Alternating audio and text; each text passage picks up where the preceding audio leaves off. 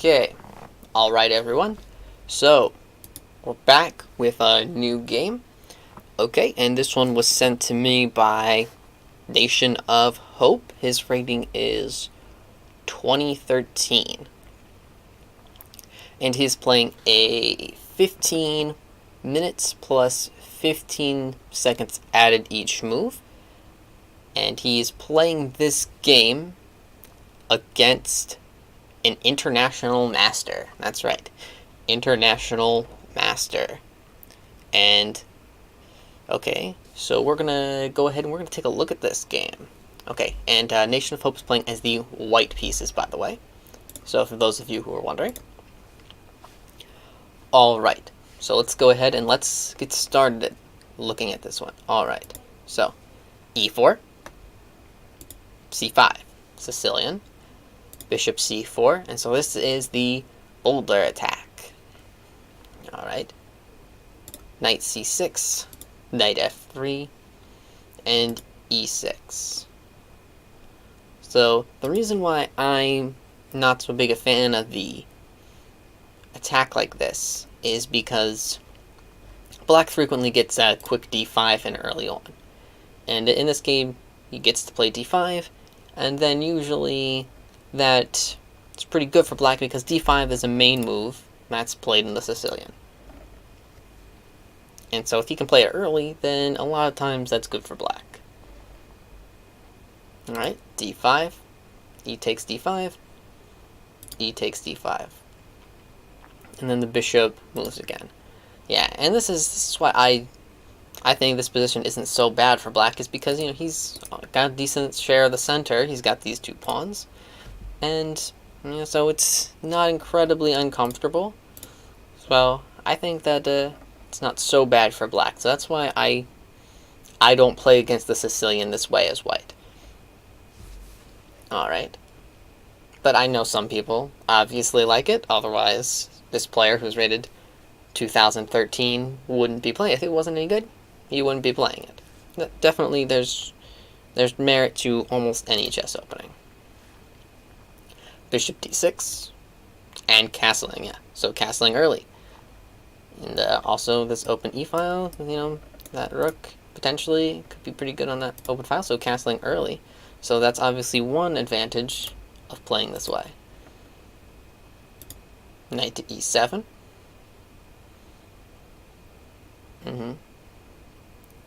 Alright.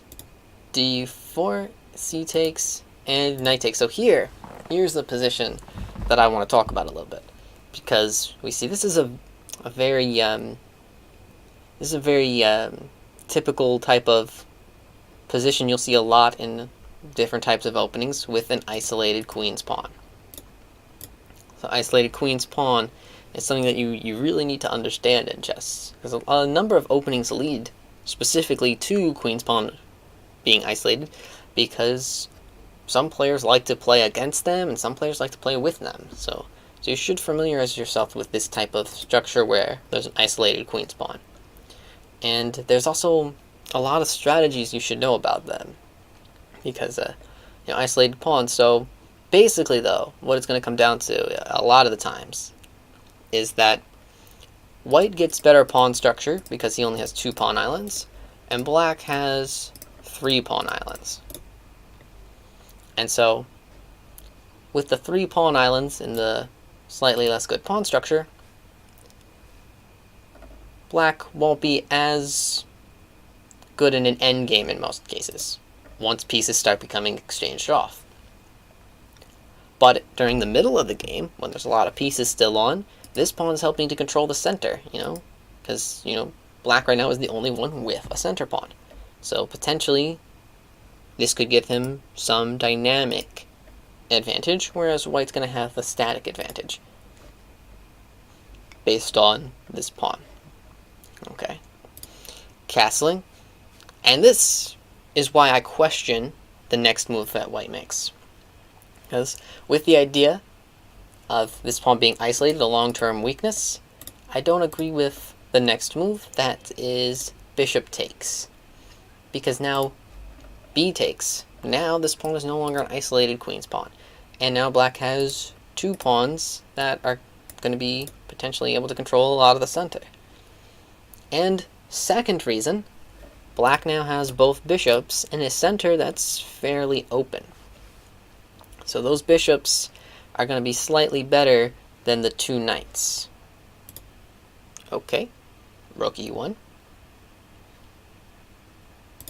knight f5, and queen to g4. So queen g4, I would feel uncomfortable playing this move because of this bishop on c8. If that knight moves, there's a discover attack on the queen, and I feel very uncomfortable moving in to discover attacks. So yeah. Anyways, queen f6. Yeah, so I would be a bit hesitant to play queen to g4. Queen f6. And bishop g5. Okay, so now I had some time to look at this position. You know, in a game, sometimes it can be difficult to notice things because, you know, you got your clock ticking, you got to think about everything. But here the IM does make a little bit of a mistake. I mean, he is human, but so, or you know, maybe he didn't notice. But okay, in the game, knight takes d4. Now this is a bit of a mistake. Now, the best move here is queen to g6 because you can pin this bishop to the queen, and then this queen can't move. So, yeah, this can become pretty uncomfortable with this queen pinning this bishop here. And also, you can't just go bishop, or you can't just go queen to h4 because the knight, and you can't just go queen to f4, and so it's not exactly just an easy move to get out of this pin. And yeah, that would be a little bit difficult for white. Okay. And that would be kind of irritating. Okay. Now, bishop g5. Okay, yeah. Knight takes d4. Bishop takes f6. After bishop takes g4, and now bishop takes on d4. And we have even material after all of these exchanging. We had him taking him and all these exchanges, but now we have an even material. But let's look at the material. So we got two bishops versus bishop and knight. So bishop and knight in this type of position is going to be slightly less effective than two bishops, because these two bishops have a lot of diagonals they can use. And also notice that these two bishops are already developed, whereas this knight still needs to kind of decide how he's getting out. So black has it slightly easier. c5,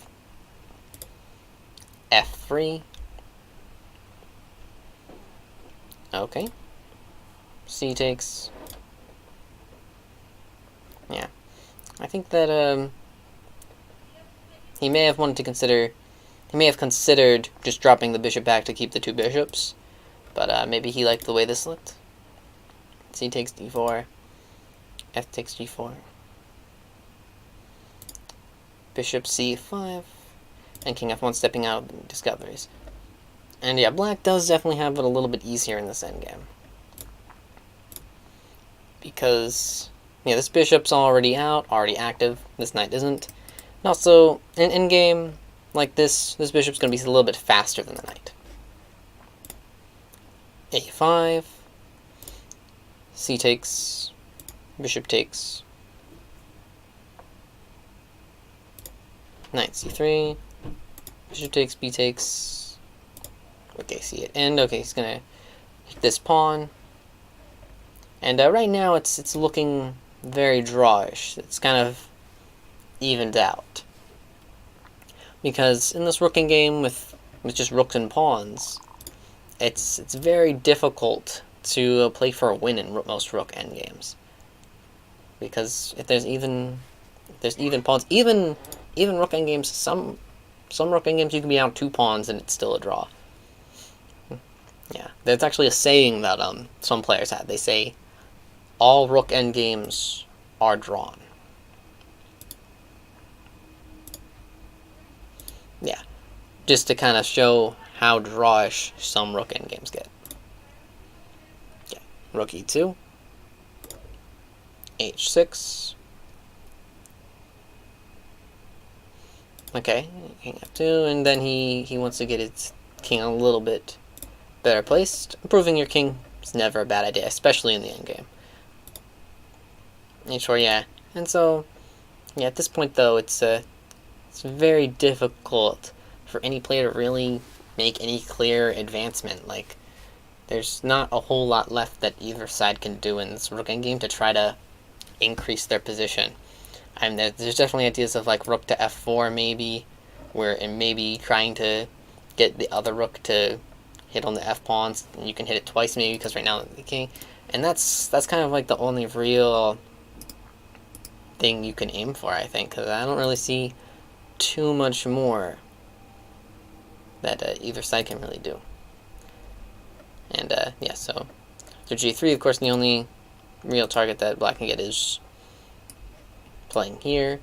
But again, with the f pawn and the rook already eyeing it up, you can go as played, rook b2, and even if black takes, then you have rook to b7, and you can hit this. Yeah, so king g8, rook b8, h7, rook b2. Yeah, okay, rook g7, and then rook, yeah, rook b7. Oh wait, hold on. Actually, this is getting into my analysis. This is getting into just me looking at this endgame. After rook to b2, this is where the game ended. Yeah, so this is actually where the game ends, I believe. Rook to b2. Yeah, because after rook takes b2, I went on a little bit further afterwards to look at it, just to kind of see how the endgame looked. But yeah, after rook to b2, this is where the game ends by an accepted draw. And yeah, so if the rook takes, this was my own looking, then yeah, rook to b7, and yeah, it's something like king f8, then this will lead to just a draw still. So yeah, so rook endgames most of the time will lead to draws. Yeah. But in any case, this was a very nice game. Yeah, definitely played by two strong players as well. These are two of the strongest players that I've looked at the game and analyzed it from, because international master playing as the black pieces. All right, yeah, so we had some great things from this game. The two things that I was going to bring up. Okay, so right around move, let's see here.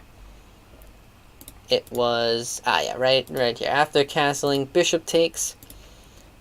My idea would be that this bishop shouldn't be exchanged, because then you're voluntarily giving up the bishop pair in a center that's looking like it's pretty open.